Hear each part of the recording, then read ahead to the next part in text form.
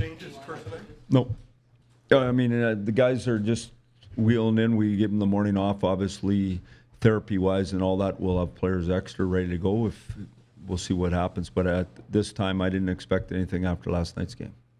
Dion's offense a bit of a surprise to you? Nope. I think Dion's played well for us. He's been, all the things that I heard about Dion from the outside. Dion's been a good leader. He's a constant every day with his work ethic. He's energy for the team. He does it right every day. He's getting way better defensively, in my opinion. Him and Guards had some turnovers last night. It was Guards' first game back. I think they've been good together when they played. I think him and Hunwick have been good together when they played. To me, all you got to do is look at the stats there, and you go through it, and you say plus minus wise. He got caught on last night for a 6-on-5 goal against to give him a minus there. But to me, he's been excellent. Probably our most steady guy. He's keeping his shot down, it seems, anyway. What's that? He's keeping his shot down. He's just going for a high. Yeah, I don't know. I just think it's way easier when it's about 6 inches off the ice and they can tip it, when you have someone in front. I think when there's no one in front, you're more likely to always go high because you think you got to score with no one there. When there's someone in front, you're more likely to get a tip, and so you tend to treat the guy with a little more respect, and it's a little easier shot to deflect. Mike, for most of the camp, you've been talking about splitting the goaltenders for back-to-back games, but prior to the game, you talked about making that decision after game one. What led to that? Well, just, it's just, there's lots of things you do because what you didn't work. I wear a triple breast suit, or what do you call that what's that thing there called? A 3-piece suit for original 6 games. When you lose 3 in a row, guess what I didn't wear last night? Definition of insanity. So I don't know the right answer. What do you remember about the last game between these two teams? What do you take from that? They had 9 shots after a period and a half. I thought it was real tight. I think, obviously, right now, if you look at what's going on, is their big dogs scored here of late. I think Red Fair's back tonight, so that'll give them a little more. Obviously, there's a lot of talent on their team, and so to me, when you have that much talent, even if it doesn't get going right away, it's going to get going over time. When Kunitz plays on your third line, you must be a good hockey club. Obviously, I've been coaching against Pittsburgh a long time, elite skill and good competitors, so they've got a good team.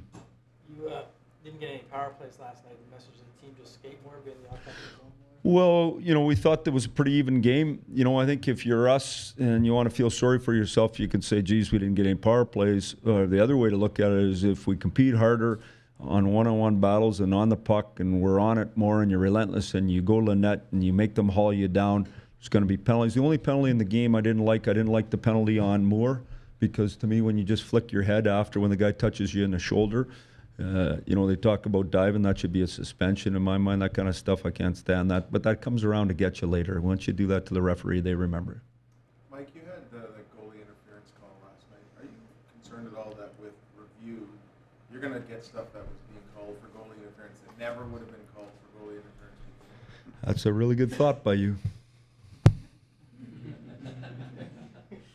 To me, if you're a goalie that plays 4 inches outside the paint and guy's in the paint and he's pushing you back, it's one thing when you're a goalie that plays on the goal line anyway. That's a tougher call.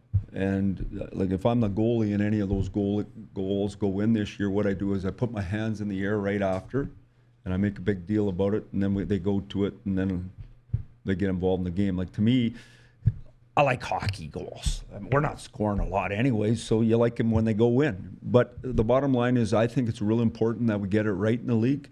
I think it's hard. Let's not take away goals that are good goals, though. But Lupul's toe bumps Lundqvist's toe.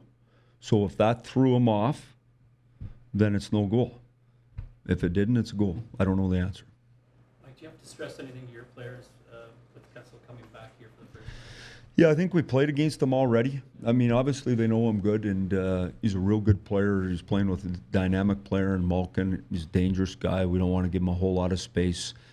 I think he got some of that over. Obviously, he was a very important leaf for a long period of time, and he's moved on, and we wish him luck in Pittsburgh every night except when he plays us, and we're just going to play as hard as we can. Obviously, our focus is on finding a way to win a game. Mike, he doesn't Phil never liked playing in traffic here. Do you try to keep somebody on him? Well, I think you try to keep someone on, all good players all the time. You know, and I think that, you know, if you look at last night's game, for us, last night's game is a low event game. And what I mean by that, there's not a whole lot of chances either way. But in the end is we gave up some good chances, and we got to continue to limit the good chances. The same with this team tonight. They don't have to do a whole bunch. They can be hanging around. All they got to do is give them some open ice, you know, a couple times, and they're going to bury it. We're not finishing quite as good, and so we need more shots on net. You coached Sidney Crosby in 2010, 2014. How has his game evolved or changed, I guess, from that first time? Well, I don't know. You should ask Mike Johnson, not me. Sid's a great guy and an elite competitor. I like coaching him every time I get a chance.